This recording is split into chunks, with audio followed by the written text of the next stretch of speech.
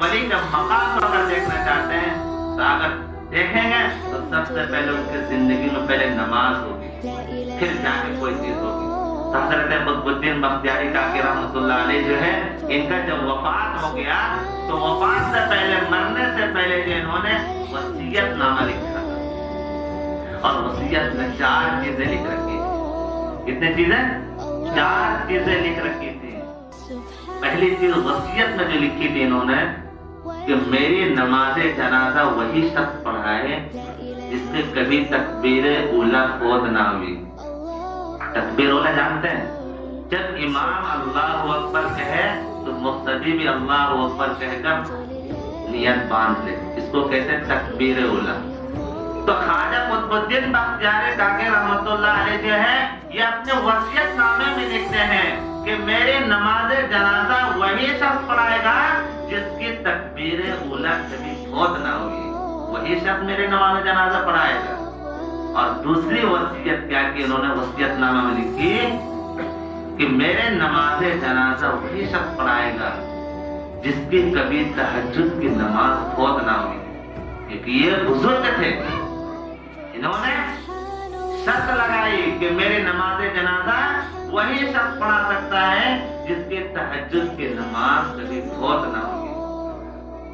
اور تیسری وصیت جو انہوں نے لکھا اس میں کہ میرے نماز جنازہ وہی شخص پڑھائے گا جس کی اصل کی جو سنت ہے وہ کبھی اس سے چھوٹی نہ ہو۔ اور چوتھی وصیت جو فرمائی اس میں کہ میرے نماز جنازہ وہی شخص پڑھائے گا جس کی نظر کسی غیر محرم پر جو ہے نہ پڑی ہو۔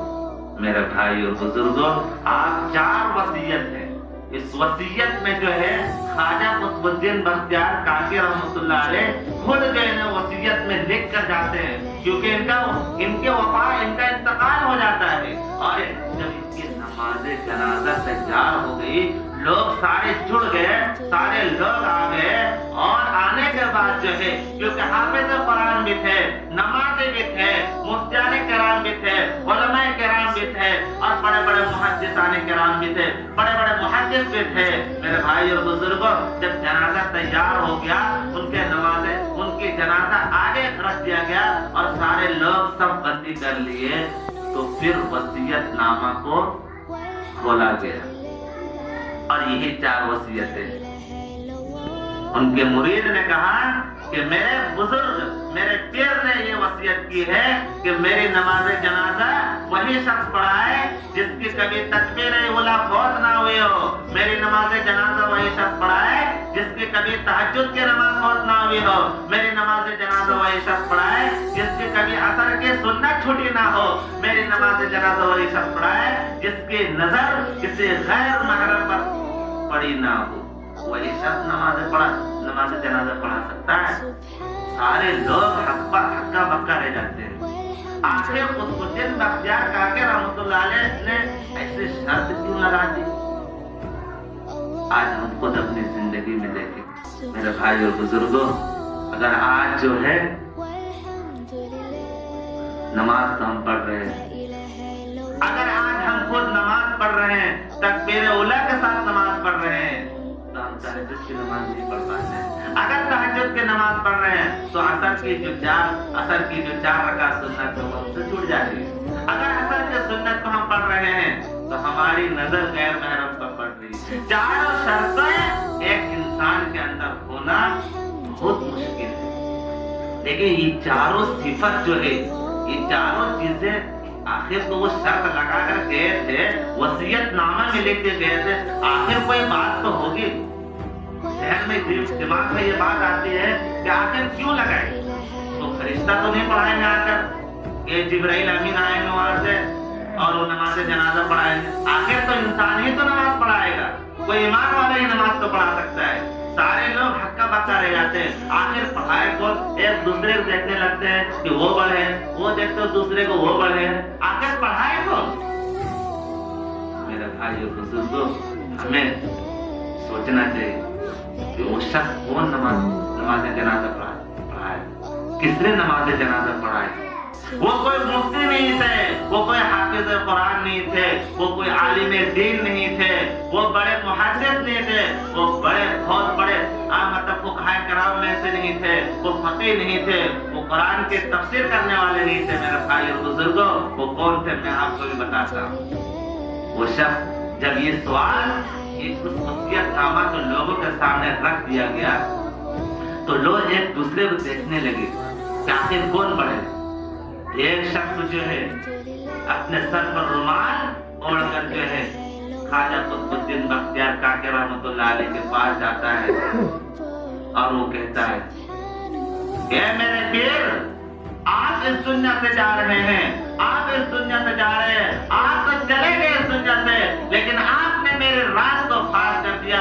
आपने मेरे राज था, जो आज जो है मैं खुद देख रहा हूँ, आप तो इस दुनिया से चले गए, लेकिन मेरे राज जो था, जो मेरा अमल था, उस अमल को आपने लोगों के सामने बयान कर दिया। मैंने आज मैं क्या करूँ? वो ख्वाजा कुतुबुद्दीन बख्तियार काकी रहमतुल्लाह अलैह के जनाजे के पास जाकर बोल रहे और रो रहे, ए मेरे अल्लाह, आपने मेरे राज को फाश कर दिया, और अगर किसी ने राज को फाश कराया तो ये ख्वाजा कुतुबुद्दीन बख्तियार काकी रहमतुल्लाह अलैह।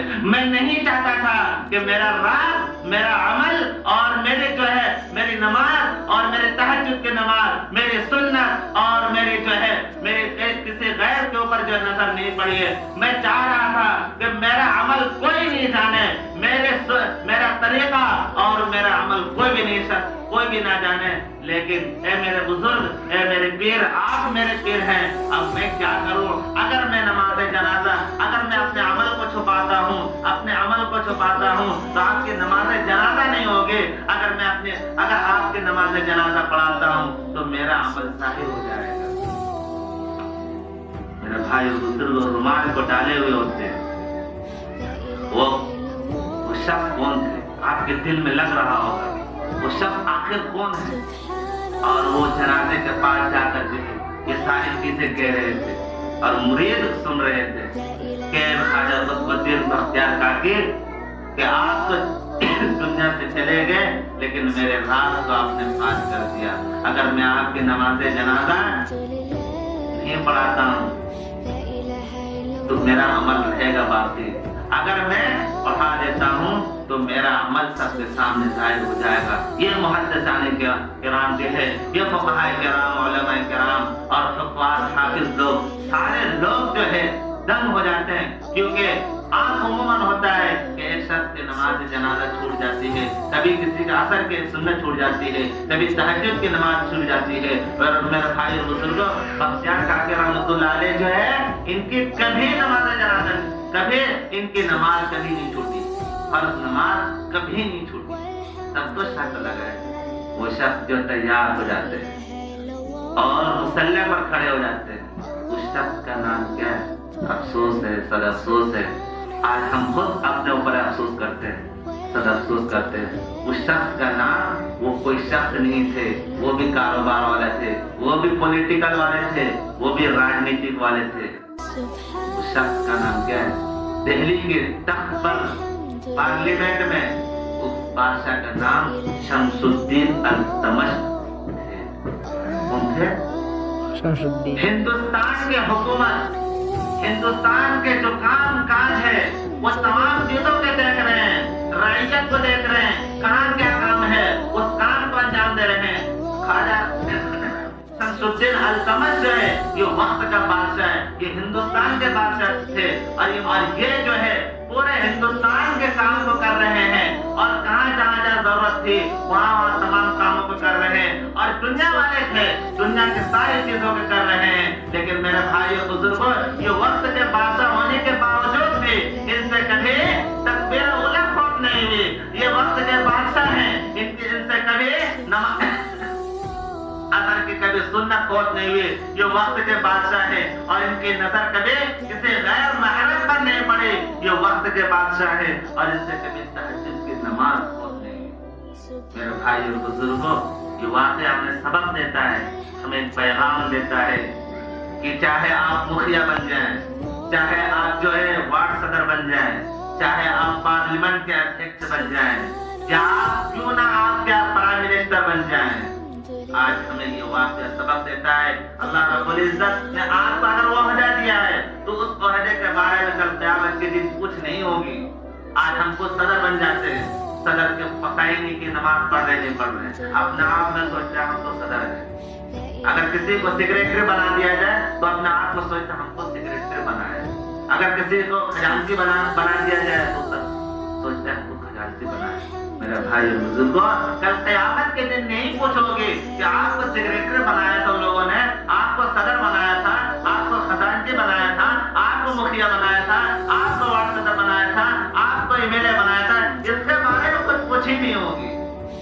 جب قیامت کے دن اگر پوچھ ہوگی تو آپ کے اعمال کے بارے میں پوچھو, آپ کے اعمال کے بارے میں.